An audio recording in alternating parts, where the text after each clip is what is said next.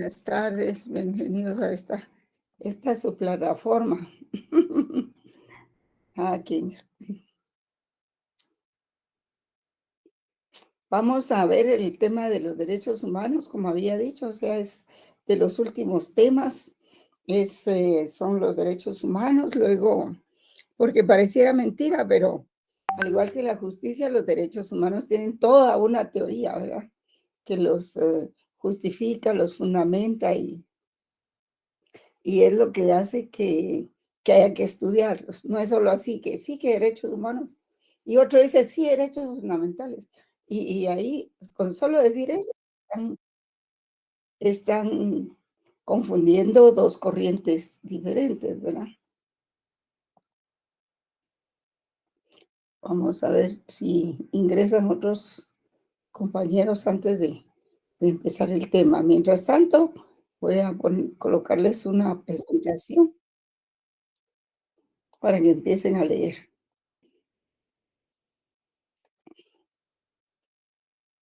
Ustedes me dicen si la ven. Sí, licenciada, muchas gracias. Sí se ve. Vale. Entonces, el tema es la fundamentación de los derechos humanos. Vamos a empezar ya por ver qué es fundamentación. Ahí pueden ustedes leerla, jóvenes, por favor. Ayúdenme con eso. ¿Quiere que le ayudemos a leerla? ¿Está bien? Sí, está bien. No, le pregunto, si no, no. Sí, gracias, por favor. A ver, alguien que la lea en voz alta. Ok, dice, según la RAE, ahí está. Según la RAE, señala que es razón principal o motivo con que se pretende afianzar y asegurar algo. Y relacionándolo con el sistema de derechos humanos, significa aquella realidad social sobre la cual se asientan los derechos humanos con la pretensión de afianzarlos y asegurarlos en cuanto que origen y fuerza determinante de los mismos. Fundamento, principio, base, razón o motivo principal en el cual se basa una cosa. Raíz, principio y origen de una cosa inmaterial. Noción de causa formal en el sentido de la razón de ser algo. El diccionario Sopena. Muchas gracias. Bueno, ya oyeron ustedes lo que es una fundamentación, ¿verdad? Y hay que estar claros porque a veces uno habla de muchas cosas, pero no sabe qué quieren decir, ¿verdad? Entonces, para el estudio de los derechos humanos, aquí sí que, bueno, que me esperen un ratito los muchachos mientras estoy trabajando. Entonces dice que la Real Academia Española señala que es la razón principal o motivo con que se pretende afianzar y asegurar algo. Eso es el fundamento, ¿verdad?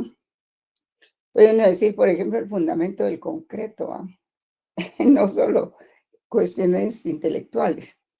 Pero relacionado con el sistema de derechos humanos, significa aquella realidad social sobre la que se asientan los derechos humanos, con la pretensión de afianzarlos y asegurarlos en cuanto que origen y fuerza determinante de los mismos. También quiere decir principio, base, razón o motivo principal en que se basa una cosa, ¿verdad? Puede ser también el principio de origen de una cosa inmaterial, como en este caso los derechos humanos. Noción de la causa formal en el sentido de la razón de ser de algo. Bueno, dicho eso, vamos a ver que el fundamento de los derechos humanos, pues, tiene algunas características. Por ejemplo, que es un fundamento estable o permanente, ¿verdad? Así como lo dice la definición. Y que el fundamento de los derechos humanos es el centro de gravedad o referencia que da sentido de unidad y permanencia a los mismos. Tiene carácter histórico, esa es otra característica. La primera característica es un fundamento estable y permanente. La segunda es que, creo que aquí están las características. Aquí está. La segunda es que tiene un carácter histórico, o sea, los derechos humanos no surgieron así porque sí, de un momento inmediato o de una coyuntura, sino que se fueron conformando conforme pasaba la evolución de los pueblos, de tal manera que toma significado y sentido según las distintas épocas o culturas que lo materializan. Y puede decirse que por tanto que es formalmente estable, pero materialmente variable. O dicha de otra manera, tiene un fundamento de estructura estable, pero de contenido variable. Sí, variable porque cambian las épocas. Vamos a admitir a los estudiantes.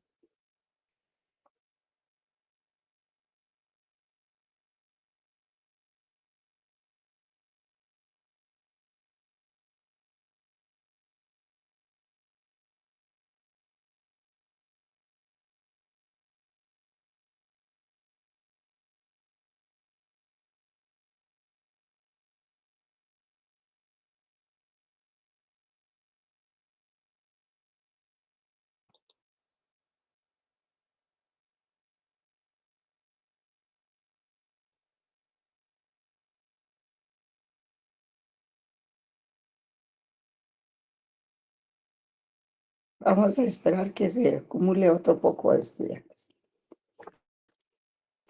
Entonces, la primera es que el fundamento es estable. Es que tiene un carácter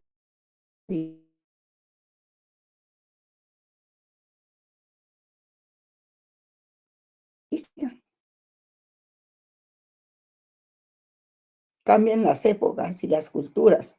No es lo mismo digamos, las concepciones que se sostenían en, en la era tomista, ¿verdad? O de Santo Tomás de Aquino, que las que se sostienen ahora. No es lo mismo la moral ni la ética de la modernidad. Entonces existe un concepto formal, universalmente aceptado, acerca del fundamento de los derechos. Y van a ver ustedes que persona humana. Esa dignidad de la persona humana, eh, su significado y contenido varía de unas culturas a otras y de unas épocas a otras, ¿verdad? Es un concepto que se va enriqueciendo históricamente. Perdón. Es decir, las conquistas y logros para la dignidad de la persona humana se convierten en cada época en el mínimo imprescindible para épocas futuras. Por tanto, es un concepto que se va ensanchando y llenando de contenido a lo largo de la historia. Termina en una doble dirección: la base, el sustento y el engarce, tanto de los derechos humanos como de sus correlativos deberes básicos, y a su vez de los derechos fundamentales y de sus correlativos deberes jurídicos fundamentales. Sí, vean ustedes el decir que el fundamento de los derechos humanos es la dignidad humana, tiene mucho que ver con el naturalismo, ¿verdad?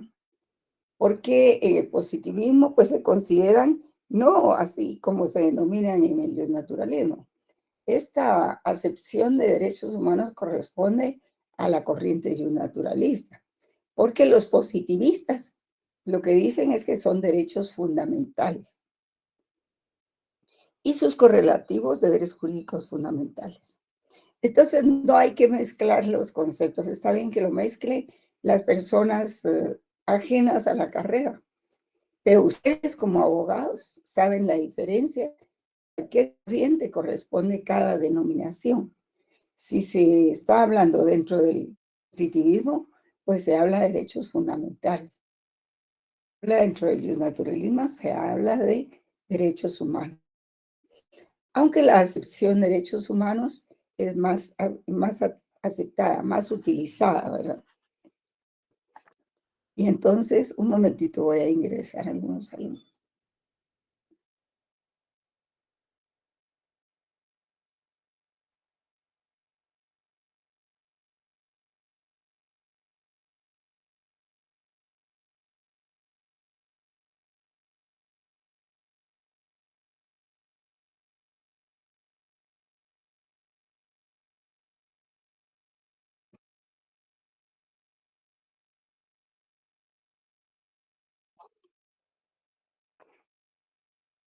Entonces, el fundamento de los derechos humanos tiene naturaleza valorativa.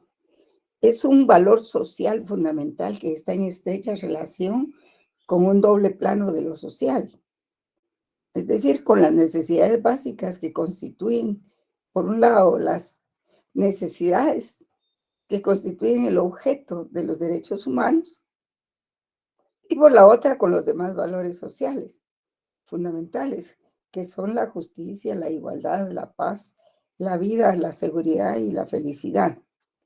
Porque sí, ¿por qué no buscar la felicidad, verdad? No todo es trabajo. Y así entonces empezamos con que existen 4 fundamentaciones de los derechos humanos, según el ámbito en que se estudie y aplique. El primero es el de la fundamentación ético-jurídica o filosófica. Y dentro de esta fundamentación ético-jurídica o filosófica de los derechos humanos, puede establecerse una doble vía que determina 2 líneas de respuesta también, completamente opuestas y que, por así decirlo, atraviesan o recorren toda la historia del pensamiento filosófico jurídico. Y esa doble vía corresponde a 2 grandes corrientes. Ya se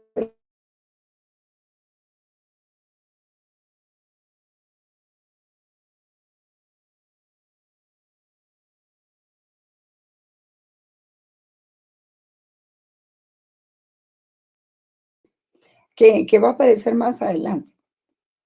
Y esa corriente tiene carácter metafísico y afirma fundamentalmente los derechos.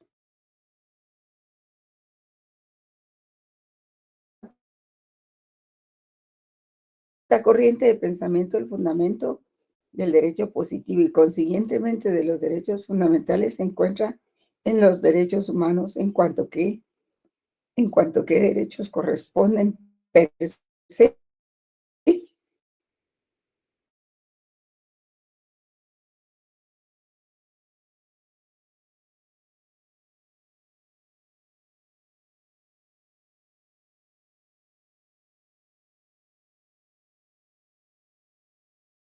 con los demás seres. Y en el caso de los seres humanos, las personas, pues hay que buscar esa especial dignidad. Pero dado que por dignidad se entiende la condición por la que se merece algo, porque eso hay que definirlo también. ¿Qué es dignidad? Es la condición por la que alguien se merece algo. Y para evitar caer en una definición circular, el naturalismo afirma que aquello por lo que el hombre se hace merecedor de todos estos derechos es libertad, es por su libertad. Dado que todos poseemos libertad, se supone que eso nos hace merecedores de cierto trato digno, ¿verdad? Y esta libertad supone racionalidad, posibilidad de autodominio, comunicación, amor y solidaridad, ¿verdad? Pero vamos a seguir más adelante. Y esto es con relación al naturalismo. Ahora, la corriente positivista o positivista encierra, al igual que la corriente naturalista, gran cantidad de escuelas. Tienen entre ellos el normativismo legalista, que era la época en que se rendía culto a la ley, ¿verdad? El positivismo es antimetafísico y afirma fundamentalmente el carácter no jurídico de los derechos humanos. Fíjense ustedes esa diferencia. Para esta corriente de pensamiento, el fundamento jurídico de los derechos fundamentales se encuentran exclusivamente en las mismas normas de derecho positivo que los reconocen. Y dentro de la fundamentación naturalista, pues puede hablarse de un doble fundamento. Pero sí, vamos a eso, ¿verdad? De que cualquier otra persona puede decir, ah, sí, vamos a hablar de los derechos humanos o derechos fundamentales, sin saber que eso encierra dos corrientes distintas, ¿verdad? Pero un abogado no, porque ya lo sabe. Entonces, dentro de las fundamentaciones de los derechos humanos existe la fundamentación ético-jurídica o filosófica o filosófica, que su estudio corresponde a la filosofía del derecho. Y por eso es que lo estamos estudiando aquí. La fundación jurídico-positiva, que su estudio corresponde a la ciencia jurídica, sí, al derecho como ciencia. La fundamentación jurídico-política, cuyo estudio corresponde a la filosofía política, porque saben ustedes que también hay filosofía política, no solo filosofía del derecho, ¿verdad? Y en la fundamentación ético-religiosa, cuyo estudio corresponde a las diversas religiones. En el pensamiento cristiano, pues su estudio corresponde a la teología moral. Voy a ingresar más alumnos. Ahí estamos.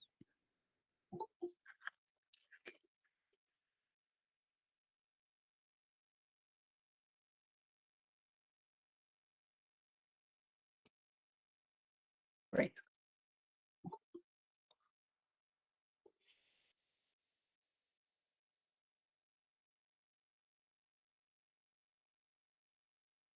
¿habrá alguien más?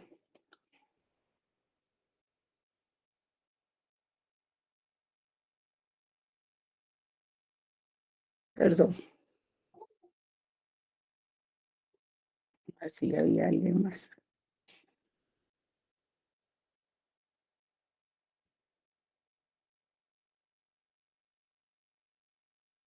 Entonces, luego de enumerar esas cuatro fundamentaciones, entonces esas características ya las vimos. Vamos a iniciar con la primera, ¿verdad?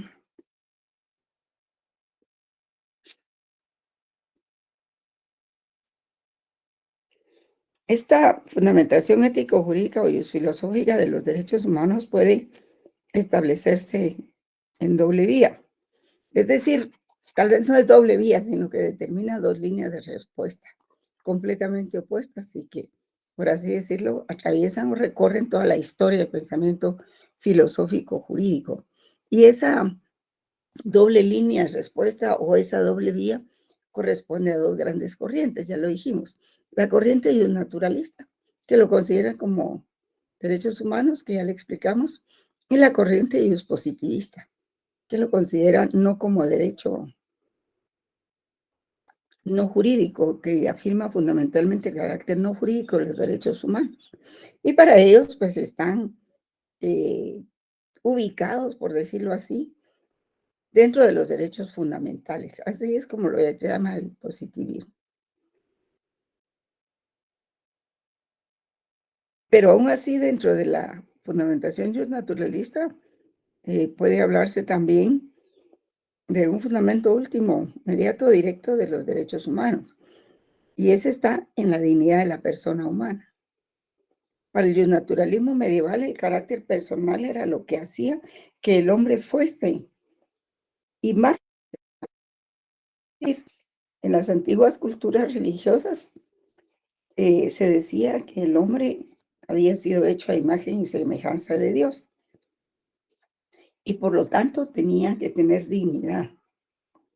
Y para eso era en la época medieval, no época medieval con B grande, como lo escribió una compañera que no sé qué sección es, no entendió que era medieval y escribió medieval con B grande. Entonces, eso es un gran error de que a estas alturas, en un noveno semestre, todavía no sepan escribir ciertos términos, ¿verdad? Yo los regresaría a la primaria en el caso de ella, ¿verdad? O me escribió otra, asistir con H en una carta donde me solicitaba un extemporáneo. escribió asistir con H y con C en lugar de S, ¿verdad? Entonces, es el colmo que aprendió en estos nueve semestres, pues, y va a cerrar pensum en esas lamentables condiciones, ¿verdad? Entonces, y lo digo por si está ahí, que reflexione, ¿verdad? Entonces, para el naturalismo, en la época medieval, pues estaba en el pensamiento de que el hombre ha sido hecho a imagen y semejanza de Dios. En cambio, para el naturalismo moderno, este carácter se da como dato objetivo, real, como hecho social en la existencia misma del hombre como ser racional, con posibilidad de realizarse igual, libre y solidariamente junto a los demás seres humanos. Por tanto, ser persona no es solo disponer de sí mismo, sino disponer de sí junto a otros que también tienen el derecho y el deber de disponer de sí. Entonces, la dignidad humana tiene una doble perspectiva o una perspectiva negativa en que la persona puede ser objeto de ofensas y humillaciones, y una perspectiva positiva en que la afirmación de la dignidad humana significa el pleno desarrollo de la personalidad y la sociabilidad. Y esto con base en que todos gozamos de libertad, ¿verdad? Y el pleno desarrollo de la personalidad implica, fíjense bien en esto, el pleno desarrollo de la personalidad, apunten, implica a su vez dos dimensiones: el reconocimiento de la total autodisponibilidad sin interferencias e impedimentos externos de las posibilidades de poder actuar propias de cada individuo, ¿verdad? De cada hombre. O bien la autodeterminación que surge de la libre proyección histórica de la razón humana. El pleno desarrollo de la sociabilidad implica la participación consciente, crítica y responsable en la toma de decisiones de los diferentes colectivos o comunidades de los que el sujeto forma parte naturalmente. Por ejemplo, cada uno de nosotros pertenecemos a un grupo, a una colectividad o una comunidad. La primera en aparecer, pues, viene a ser la familia, ¿verdad?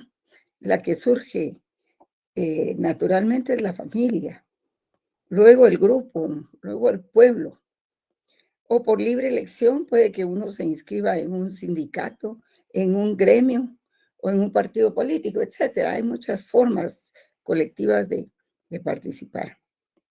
Y un autor clave fundamental del que arranca directamente la concepción actual del concepto de dignidad humana es Kant. Eh, el filósofo de Königsberg, en sus obras Fundamentación de la metafísica de las costumbres y principios metafísicos del derecho, utiliza como soporte de la dignidad de la persona humana el argumento según el cual los seres cuya existencia no descansa en nuestra voluntad, sino en la naturaleza, tienen, cuando se trata de seres irracionales, un valor puramente relativo, como medios, y por eso se llaman cosas. Esto se refiere a las cosas, ¿verdad? Digamos, a los animalitos, las plantas y todo lo que nos sirve para vivir. En cambio, los seres racionales se llaman personas porque su naturaleza los distingue ya como fines en sí mismos. Esto es como algo que no puede ser usado como medio y por tanto limita en este sentido todo capricho y es objeto de respeto. Estos no son pues meros fines subjetivos cuya existencia como efectos de nuestra acción tienen un valor para nosotros, sino que son fines objetivos. Esto es realidades cuya existencia es en sí misma un fin. Sí, cada persona, cada uno de nosotros encierra un fin en sí mismo. Cada quien tiene un proyecto de vida. Ustedes escogieron en su vida estudiar la carrera de Derecho, es porque tienen perspectivas más allá después de la carrera. Y cada quien quiere hacer algo de, de sí mismo, pues. No es un medio, por ejemplo, como en los países socialistas o totalitaristas, de que es el individuo al que sirve para proteger al Estado. No, aquí el Estado debe proteger al individuo con una visión antropocéntrica de los derechos humanos, ¿verdad? Entonces, en el siglo XX, buena parte del pensamiento neokantiano y de inspiración kantiana se expresa en la misma dirección. O para von Stein, eh, persona es aquello que se determina por sí mismo frente a la cosa, a la naturaleza, que no puede determinarse por sí misma. Para Henke, los derechos humanos, en cuanto que son derechos de disposición, implican la prohibición de que se haga al hombre objeto de la disposición de otros. Y prohíbe que se le inserte en una relación medio fin completamente ajena a su autoconformación y su voluntad. O para Lawrence, el personalismo ético atribuye al hombre, precisamente porque es persona, un sentido ético, un valor en sí mismo, no simplemente un medio para los fines de otros, y en este sentido una dignidad. Y de ello se sigue que todo ser humano tiene frente a cualquier otro el derecho de ser respetado por él como persona y a no ser perjudicado en su existencia, ¿verdad? Vamos a continuar aquí.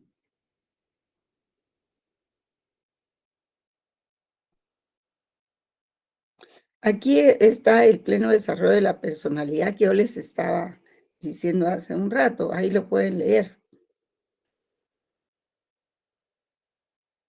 Porque si hay derechos humanos, hay libertad.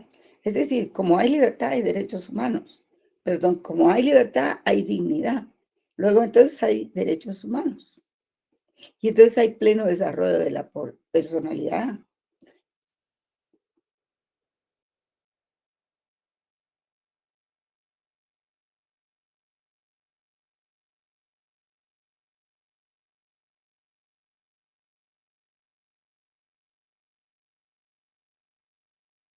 Así es la ecuación. Como hay libertad, hay dignidad. Y si hay dignidad, hay derechos humanos. Y por esa dignidad hay derechos humanos.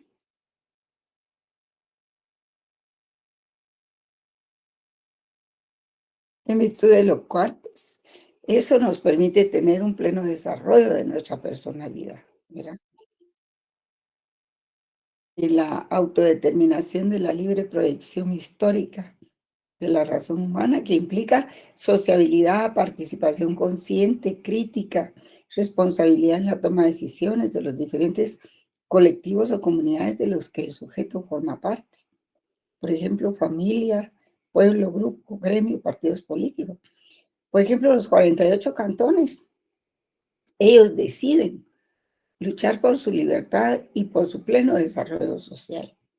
Entonces ellos deciden participar y ayudar a un gobierno democrático a que no solo le den las credenciales a que pueda tomar posesión, sino que además que se mantenga en el poder, ¿verdad? Que es lo más difícil.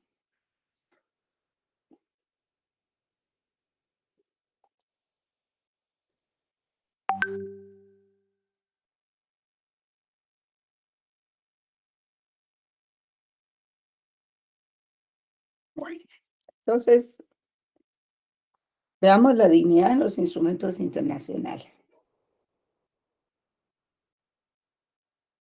Hay un errorcito ahí, tal vez de forma, ¿verdad?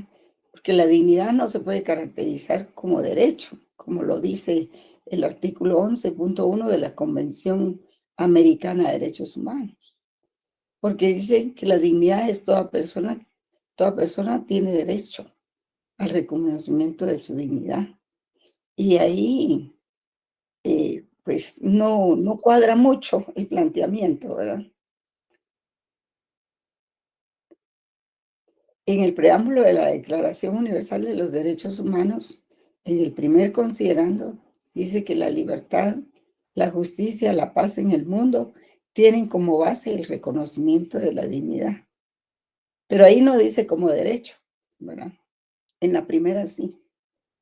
El segundo considerando, el quinto considerando el preámbulo, también afirma los pueblos de las Naciones Unidas han reafirmado en la Carta su fe en la dignidad y el valor de la persona.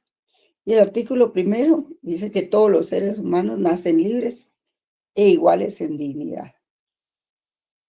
Y el segundo, considerando de la declaración,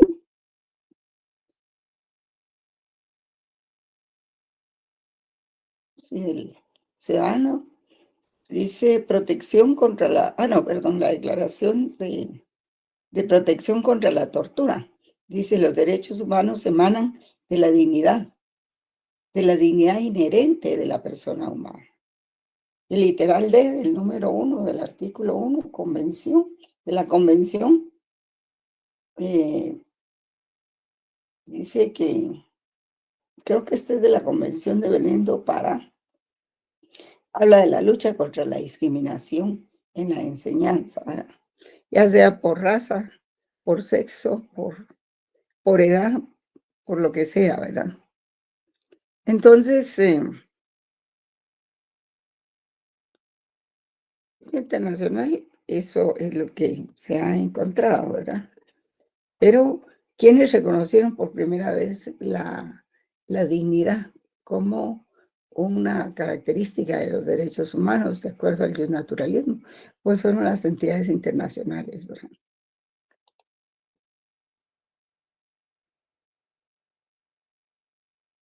Entonces, aquí tenemos que el valor seguridad próximo, inmediato o directo de los derechos humanos está en la necesidad de garantizar el respeto a la dignidad de la persona humana y los valores que de ellas derivan.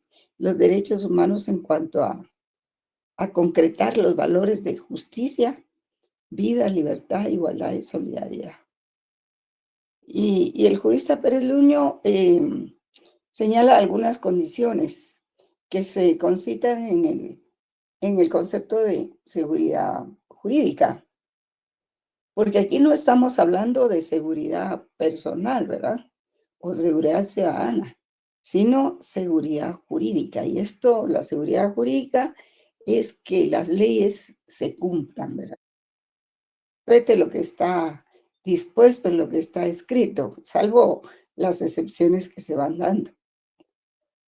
Porque si ustedes firmaron un contrato con otra persona, pues necesitan que la seguridad jurídica abone en que las cosas sucedan como la dispusieron los contratantes. Pero más allá de eso es lo que dice la Constitución, lo que dice el derecho ordinario. Ahora, si a una norma, a un código penal, vamos a buscar una figura que se acomode a nuestros deseos para acusar a otro, eso no es seguridad jurídica, ¿verdad? Porque ahí lo desarman para poderse defender, porque la interpretación que le está dando el organismo no es la apropiada y eso no da seguridad jurídica. Y de ahí que vienen muchos casos que se ponen en reserva, pues. En reserva hasta encontrar la manera de cómo mentir con respecto a eso. Entonces,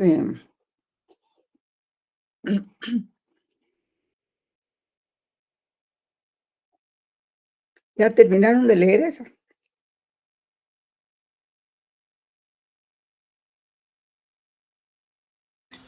Ya, licenciada, gracias.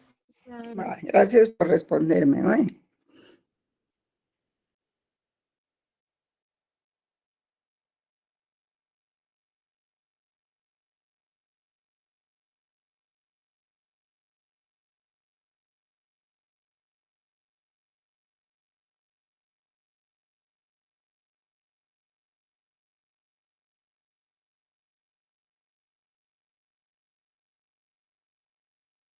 Sí, la importancia que tiene el valor seguridad para mantener la dignidad de la persona, pues aparece como fin esencial de los estados organizados en forma de Estado de Derecho.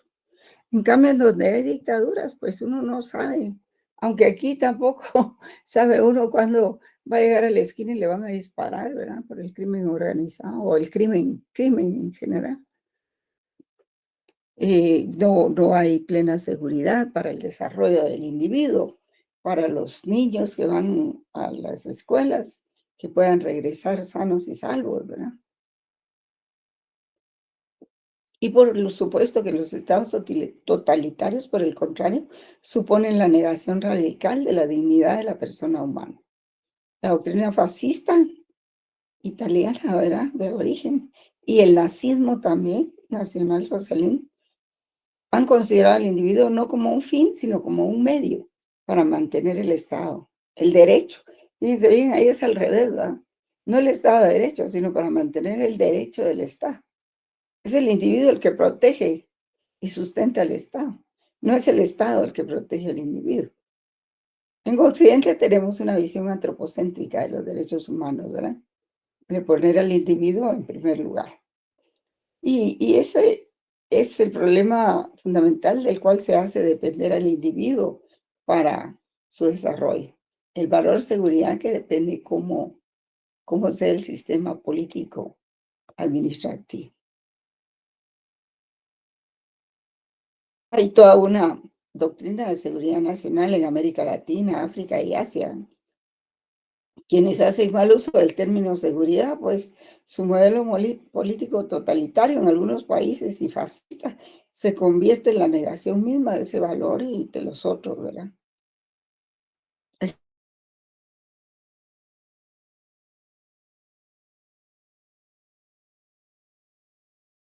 Entonces el Estado el que persigue a la gente pues, normal, la gente que les dijera yo, a los ciudadanos comunes, ¿verdad? Porque les estorban. Y todo eso es terrorismo de Estado, como lo que hemos vivido en los últimos meses, ¿verdad? También el Estado puede desarrollar terrorismo.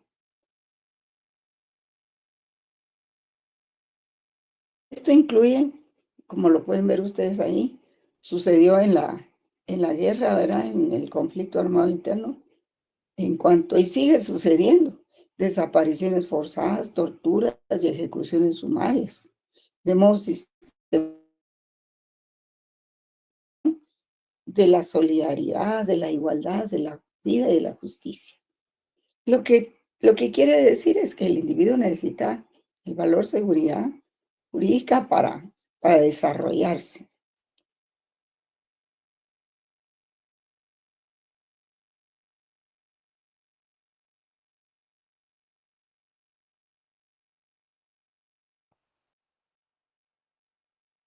Imagínense ustedes estar en la universidad estudiando y viendo que al salir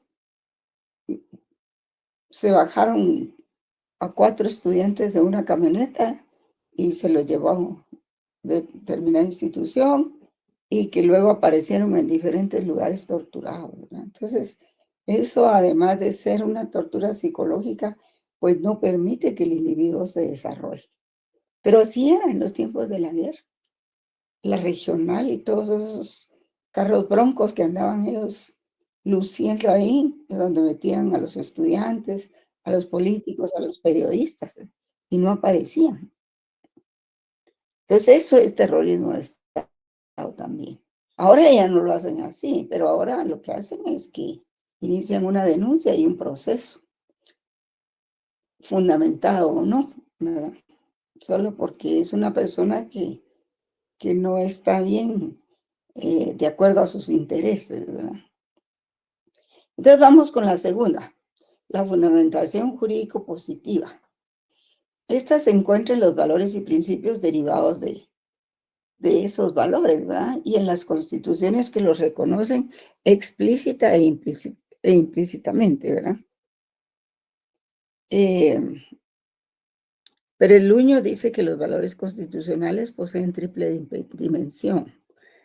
La primera es una función fundamentadora en el plano estático del conjunto de disposiciones constitucionales, así como del ordenamiento jurídico en su conjunto. Y por ellos la doctrina germana los concibe como valores fundamentales.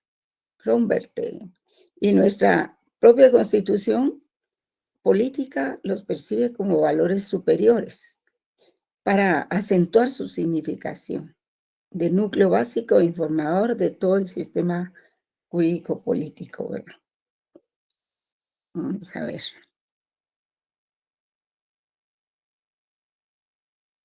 Vamos a ver cómo aparece.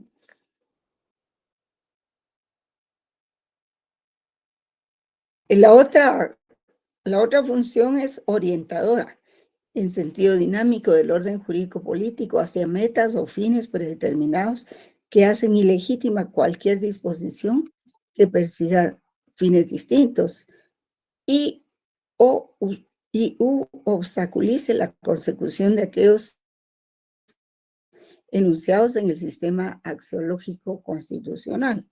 Sí, por ejemplo, nuestra constitución política, en el preámbulo ustedes van a ver que dice: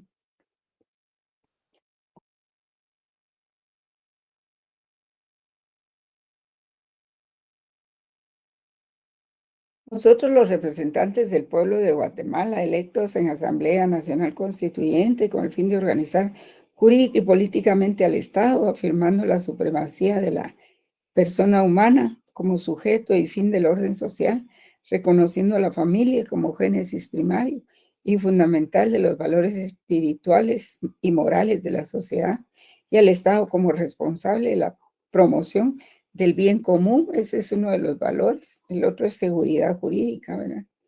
Y el otro es la justicia. De la consolidación del régimen de legalidad, seguridad, justicia, igualdad, libertad y paz, inspirados en los ideales de nuestros antepasados y recogiendo nuestras tradiciones y herencia cultural. Decididos a impulsar la plena vigencia de los derechos humanos dentro de un orden institucional estable, permanente y popular, donde gobernados y gobernantes procedan con absoluto apego al derecho. Entonces eso ya les dice, ¿verdad? ¿Cuál es nuestro sello nacional, ¿verdad? Somos respetuosos de los derechos humanos. Algunos se burlan de los derechos humanos como tales, pero es que no saben en realidad qué es lo que significan y creen que se usan, hay quienes los usan, los utilizan mal, ¿verdad? Y pues en ese sentido algunos han cuestionado esa utilización de los derechos humanos, pero no son en sí los derechos humanos, porque si así fuera, ustedes, por ejemplo, no estarían en la comodidad de su casa leyendo, escuchando la clase, ni yo en la comodidad de mi casa impartiéndoles el curso. ¿Por qué? Porque se respeta nuestra casa, se respeta el perímetro de nuestra casa, se respeta propiamente donde estamos, nuestra persona humana. Esos son derechos humanos. Y entonces los derechos humanos proporcionan cierta seguridad y confort para todos. Si no, de lo contrario, estaríamos con tal vez, bueno, algunos tal vez sí lo hacen, ¿verdad? Pero tendríamos que tener 1 o 2 guardias ahí en la puerta de nuestra casa para que nos cuiden. Y no es así. Y la tercera función que tiene es la crítica, en cuanto a que su función reside en su idoneidad como criterio o parámetro de valoración para justipreciar hechos o conductas. De manera que es posible un control jurisdiccional de todas las restantes normas del ordenamiento en lo que entrañen valor o disvalor por su conformidad o infracción a los valores constitucionales. Estamos leyendo la fundamentación jurídico-positiva de los derechos humanos, jóvenes. Bueno, ahora seguimos con la fundamentación jurídico-positiva. Aquí el problema de la legitimidad o fundamentación de los derechos se reconvierte en el problema de legitimidad legal o legalidad de los derechos fundamentales. En cuanto a que el principio de legalidad es uno de los pilares fundamentales de las garantías internas institucionales de los derechos humanos. O sea, que están institucionalizados. Y lo importante de señalar ahora, en virtud de lo antes dicho, es la conexión entre el fundamento inmediato o próximo de los derechos humanos y el fundamento jurídico positivo de los mismos. El fundamento de la dignidad y el fundamento de que estén dentro del derecho positivo, incluidos dentro del derecho positivo.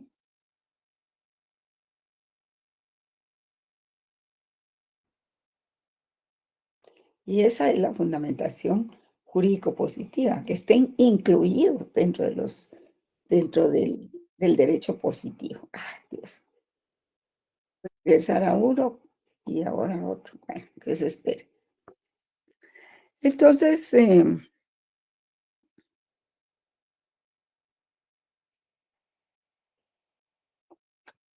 hay un poco de que tiene que decir la antropología filosófica, dice que además de una perspectiva meramente biológica común a la otros animales y las plantas, o sea, cuando se habla de que todos los habitantes de la Tierra somos seres vivos, ¿verdad? Hay otra dimensión específica de la vida humana que recibió el calificativo de racional, social, histórica y espiritual, etcétera. Y en ella radican los demás valores de libertad, solidaridad, etcétera. Es decir, mientras los demás seres vivientes a lo sumo llegan a un determinado nivel de conciencia, el ser humano, al ser capaz de autoconciencia, autoposesión o autodominio, puede acceder a los demás valores citados, como la seguridad, la igualdad, la libertad y la solidaridad. Valores que, en cuanto inspiran acciones concretas, dignifican a quienes pretenden alcanzarlo. Y desde esa perspectiva integral, el valor inspira o está presente en las tres generaciones de derechos humanos, ¿verdad? Algunos dicen que ya no se debe decir primera, segunda y tercera generación, pero yo siento que eso no molesta para nada a nadie, ¿verdad? Y más bien sirve como aclaración para los estudiantes, ¿verdad? En la primera generación de los derechos humanos es en cuanto a que es la que hace posible el ejercicio de la libertad en sus diferentes manifestaciones y que no puede ser cercenada sin que deje de producirse una injusticia. En la segunda generación de derechos humanos, porque es en función de ella que lo social, lo económico y cultural cobran su verdadera dimensión. Sí, por ejemplo, el derecho al trabajo, el derecho a un ambiente sano, el derecho a la libertad de industria, en fin. Y en la tercera generación, porque es la que subyace en el derecho de los pueblos al desarrollo, al derecho a la paz y sobre todo a un medio ambiente sano. O el valor libertad, que es quizás sobre el que más se ha insistido por parte de los filósofos, poetas, profetas y políticos, ¿verdad? Y a esa generación se refieren también las declaraciones internacionales de derechos humanos, ¿verdad?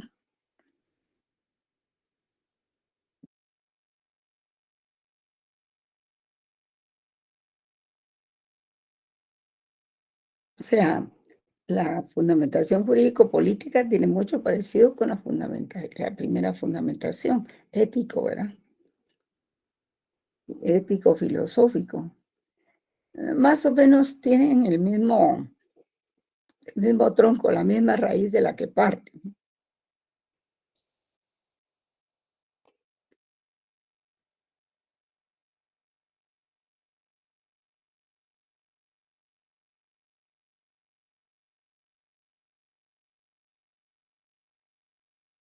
Sí, en medio de los debates acerca del fundamento de los derechos humanos está en juego nada menos que la libertad humana y sus garantías, imagínense usted.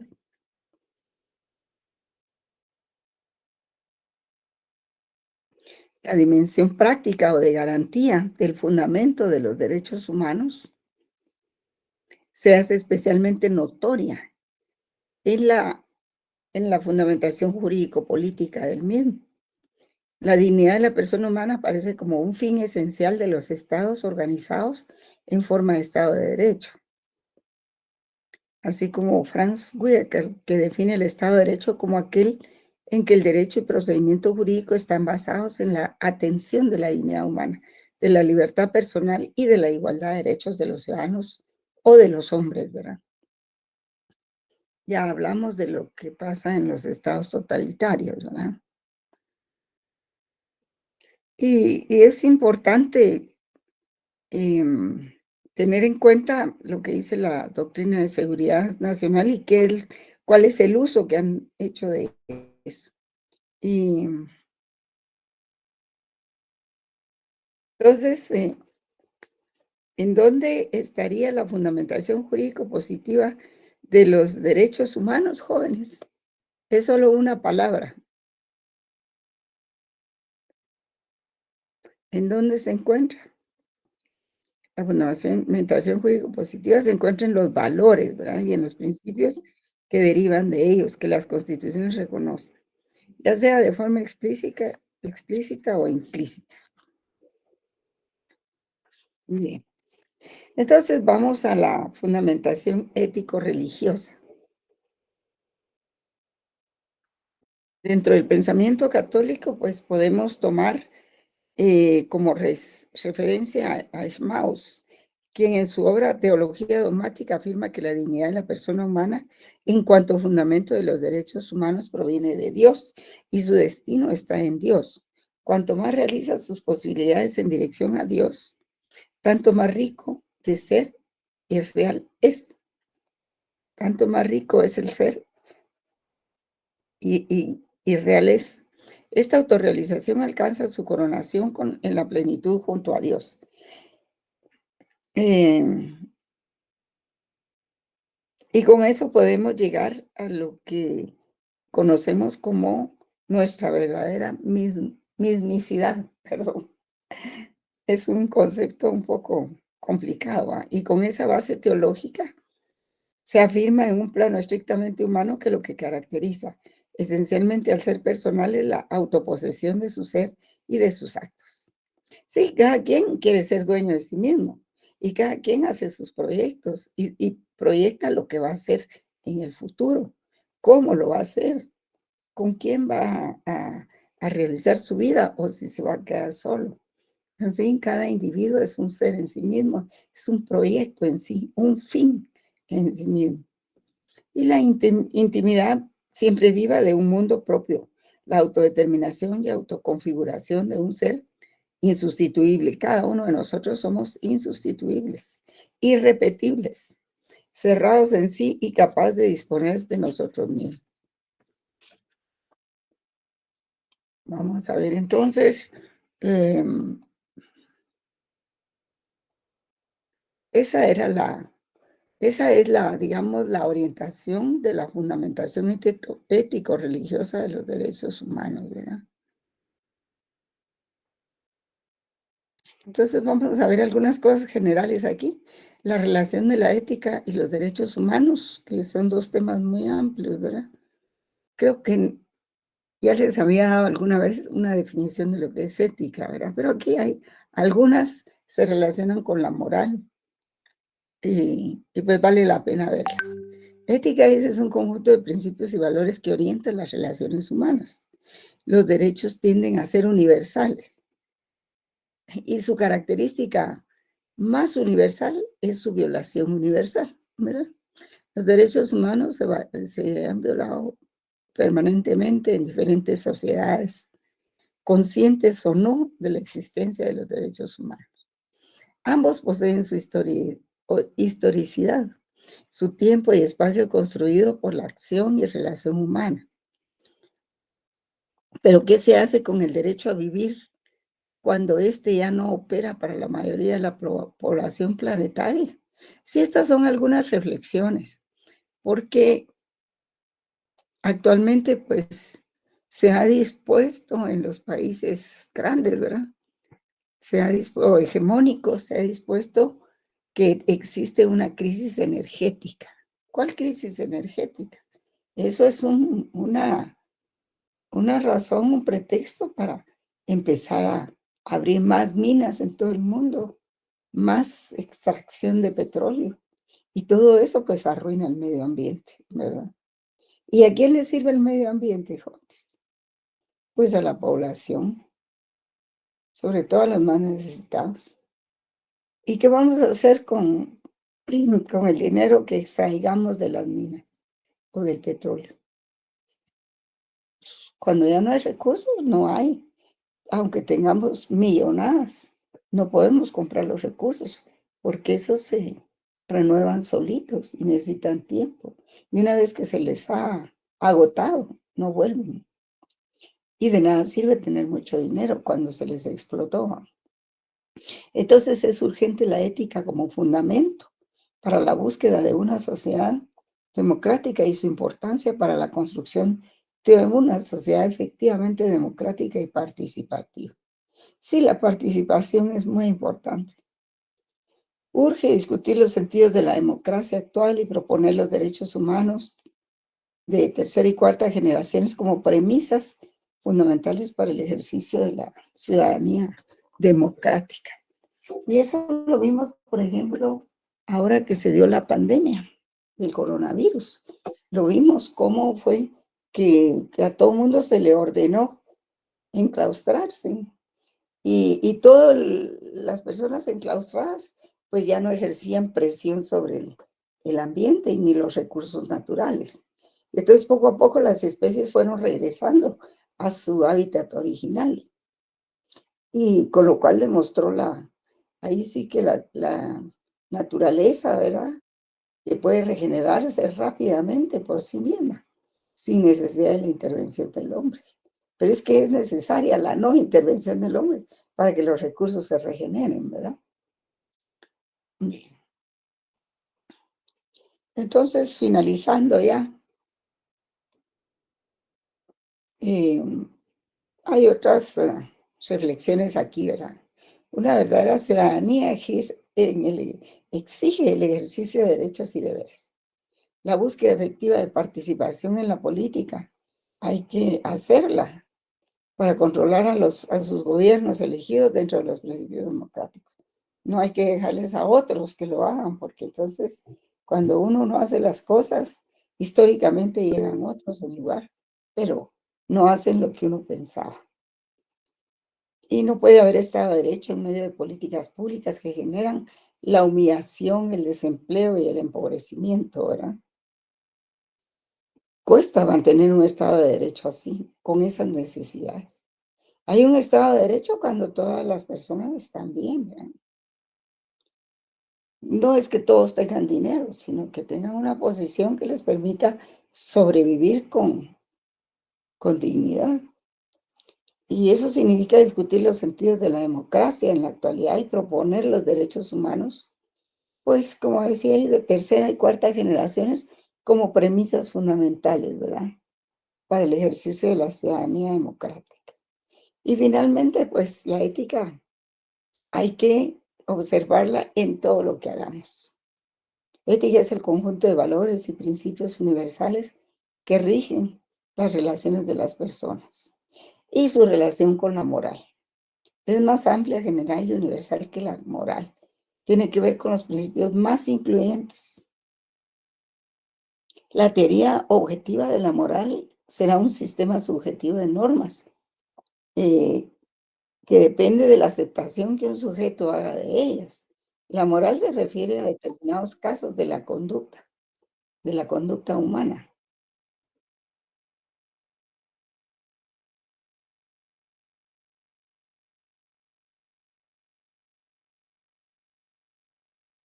Al no existir una moral universalmente aceptada, será la ética la que compare y explique los factores sociales o religiosos que den lugar a distintos sistemas morales. La ética dura más tiempo que la moral y las costumbres que corresponden a determinados periodos o culturas. Y aunque una nace de la otra, es como si la ética fuese algo mayor y la moral algo más limitado o restringido o circunscrito, ¿verdad? Esto lo dice el autor Sousa, brasileño. Ante el avance tecnológico exige repensar el propio Estado, desprivatizarlo, tornarlo democrático, para que todos tengan acceso a lo esencial. Una vida de calidad para todos, su entorno ambiental y biodiversidad. Yo me recuerdo que después de 1972, y pues se dio la crisis del petróleo por primera vez en todo el mundo, ¿verdad? Pero después de eso, los consejeros de las entidades internacionales como la ONU, como el Fondo Monetario Internacional, como la Liga del Petróleo, la Unión esta del Petróleo, no me acuerdo, la OPEP y todos ellos, dijeron, sí, es que la culpa la tiene el Estado por ser muy grande, ¿verdad? Y no, el Estado grande favorece más a los individuos. Y entonces empezaron a nombrar en lugar de directores, decían gerentes, comparándolo con la empresa privada. Nada más llevó más al fracaso de la administración de los países latinos que esa nueva modalidad. Que como a ellos se les ocurrió eso, pues en todos los países había que hacerlo, ¿verdad? Y eso fue pues una bofetada a todos los logros que se habían alcanzado. Ya ven ustedes que hasta mataron a Kennedy. Y entonces él había fundado la Alianza para el Progreso para ayudar a los países, pues, subdesarrollados o atrasados, como dicen, ¿verdad? Bien, son las 18:43. Todavía tenemos tiempo para ver así muy rápidamente lo que es la hermenéutica. Así es de que vamos a verlo, ¿no? Ahorita vamos a colocar la filmina de la hermenéutica.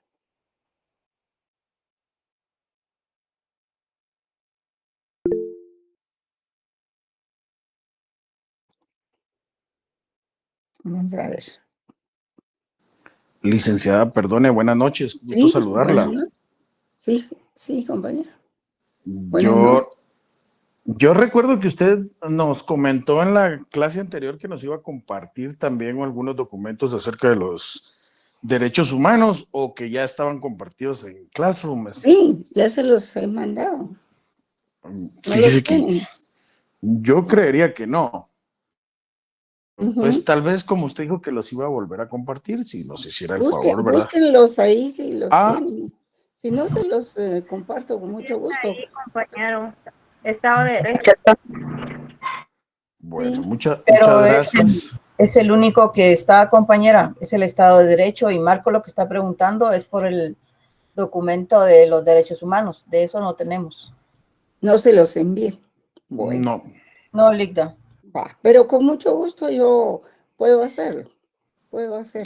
Si yo desde el otro Muchas día les gracias. pregunté si tenían los documentos, pero ya no me contestaron. Entonces asumí que sí los tenían. pues, pero siempre gracias, licenciada, y gracias a las compañeras ahí. Con mucho gusto yo se los comparto. Más tardecito se los voy a enviar, ¿verdad? Que no hay mucho escrito, no crean ustedes. Esto, esto de todo lo que se dice ahí, de todo lo que logré eh, incluir en las filminas, ha sido una investigación bastante acuciosa, pues porque sí hay muchos documentos, pero no los que se necesitan para la clase, para dar la clase propiamente, lo que son las teorías, ¿verdad? Los que son los conceptos, las categorías de cada materia. Hay muchos comentarios, hay casos y todo, pero propiamente lo que se necesita para la teoría no hay. Pero sí, con mucho gusto. Qué bueno que hablamos de eso. Bueno, entonces vamos a ver rápidamente lo que es la hermenéutica, ¿les parece? ¿O lo dejamos para el viernes? Está Mejor bien, veamos licenciada, gracias. una miradita rápida, porque el viernes ya vamos a ver lo que es la técnica jurídica, ¿verdad? Un poco de neoconstitucionalismo también. Entonces, veamos, este es un documento que extraje del libro del doctor José Arturo Sierra, que, bueno, lamentablemente debido al crimen callejero, murió violentamente, ¿verdad? Era una persona fue presidente de la Corte, de la Corte de Constitucionalidad, fue magistrado, en fin, y una persona muy sensible, ¿verdad? Esas que ya no hay, como la licenciada María Eugenia Villaseñor, ¿verdad? Y una persona también de los jueces que cuando tienen una duda entre lo que dice la ley y lo que dice la justicia, optan por resolver de acuerdo a la justicia, ¿verdad? Y de esos hay muy pocos jueces realmente. Entonces, la hermenéutica jurídica, veamos qué es. La hermenéutica jurídica deviene del vocablo interpretación, ¿verdad? Es una disciplina científica que tiene por objeto el estudio y sistematización de los principios interpretativos, también de los métodos interpretativos. La interpretación es aplicación de la hermenéutica, de manera que cuando hablamos de hermenéutica y de interpretación estamos hablando de lo mismo, son sinónimos. La interpretación en sí, o sea, digamos la interpretación lisa y llana, sin ponerle apellido, que no es jurídica, ¿verdad? Es una actividad cognoscitiva para determinar el significado, alcance y el valor de determinados actos o comportamientos. Por ejemplo, si yo pues compro un aparato electrónico y viene su instructivo, entonces leo el instructivo y hago mi interpretación. A eso se refiere este tipo de interpretación lisa y llana, ¿verdad? Como una actividad ordinaria. Aparte es ya la interpretación jurídica, ya con apellido, ¿verdad? Esta interpretación pues dice que no debe tener, la hermenéutica dice que no debe tener por finalidad cuál fue la intención del legislador, sino determinar el significado y alcance actual de la norma, de acuerdo con su posición e interrelación dentro del sistema general. O sea, dentro del ordenamiento jurídico es todo un sistema de normas, empezando por la Constitución en la cúspide, ¿verdad?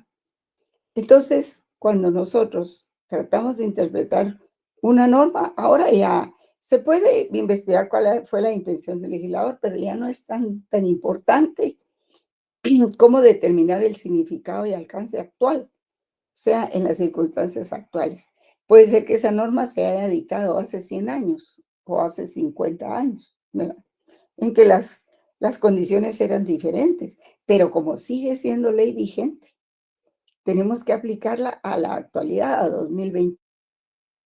Por eso es la importancia de determinar el significado y alcance actual, ¿verdad? De acuerdo a su posición e interrelación dentro del gran sistema de normas, que es el sistema general de normas, que es el ordenamiento jurídico, ¿verdad? Esto tiene un poco que ver con los criterios de interpretación que vamos a ver más adelante, por ejemplo, con el sistemático, ¿verdad? Entonces, los racionalistas consideraban que la interpretación de la ley es algo superfluo, que los códigos eran claros y precisos. Esta es una etapa de la que hablaba Norberto Bobbio, ese autor italiano tan importante, ¿verdad? Él decía que está bien interpretar la ley, pero no quedarnos ahí en ese lugar, porque entonces estamos fomentando la cultura al texto de la ley, el culto de la ley. Y la ley va mucho más allá que las simples palabras, ¿verdad? Y entonces de ese pensamiento surgen dos escuelas. La escuela de la exégesis, que ustedes ya la conocen. Históricamente, pues se dio cuando se consideraba que el juez solo era la boca de la ley y que no podía interpretar la norma, ¿verdad? Y en contraposición a esa escuela surge la escuela del derecho libre.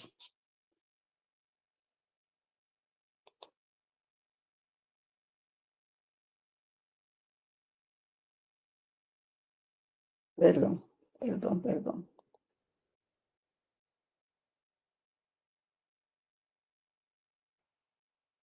Surge la escuela del derecho libre. Vamos a ver, sí. La escuela de la exégesis, pues como ya la conocemos, ¿verdad? El culto al texto de la ley. Se afirma Norberto Bobbio que si el texto de la ley es insuficiente, debe investigarse entonces la intención del legislador. O sea, una posición decía que no era necesario investigar el criterio del legislador, pero otra dice que si el texto es insuficiente, entonces habrá que investigar la intención. Pero de todas maneras, en toda interpretación hay que tener presente tres directrices.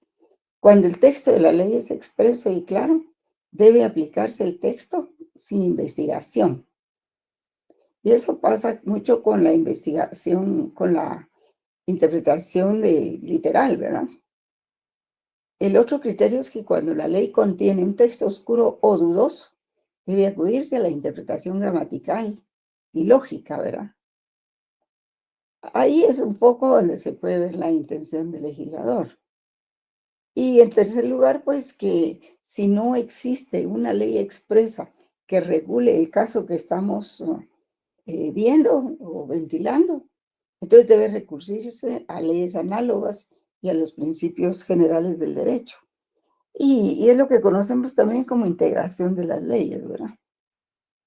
Pero lo cierto es que ningún caso puede quedarse sin resolver por falta de ley.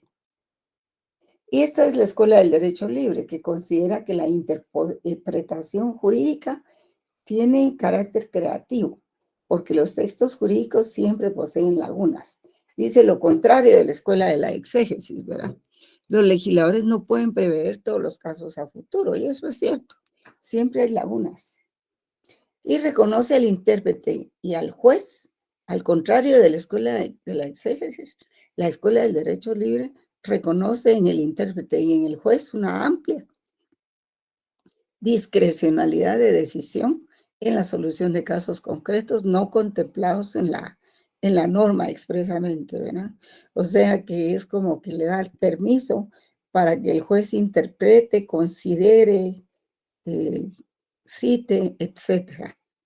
Y ese es el criterio que se maneja actualmente. Ya la Escuela de la Exégesis ya no se aplica mucho. Porque si no, caemos en el caso de aquellos abogados legalistas, ¿verdad? Que no pueden hacer nada sin la ley. Y entonces, ¿qué pasa? Por ejemplo, en casos donde el juez tiene que resolver, pero los dos contendientes o las partes tienen argumentos de peso, argumentan excelentemente. ¿Qué pasa con ellos? ¿Verdad? ¿Qué hace un juez en ese caso? En primer lugar, pues fundamentalmente puede inclinarse por el caso que proteja más derechos humanos, ¿verdad? O sea, el caso que requiera la aplicación de la justicia, porque la justicia está del lado de los derechos humanos, ¿verdad? Así como hay jueces que les gusta solo resolver de acuerdo con lo que dice la ley, porque los hay todavía, hay exegéticos, por supuesto. Pero entonces es cuando ahí el alumno, ustedes como alumnos, tienen que decidir qué clase de jueces quieren ser, qué clase de juristas quieren ser, ¿verdad? Era lo que decía Rodolfo Vigo en el primer video que les proporcioné cuando iniciamos la clase, ¿verdad?